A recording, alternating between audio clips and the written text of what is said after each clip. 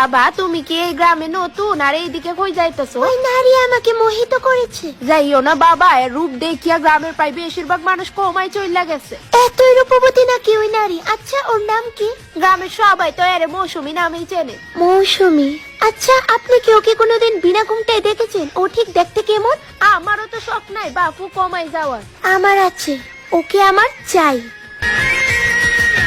মৌসুমী একা একা, রূপসী একা একা, মৌসুমী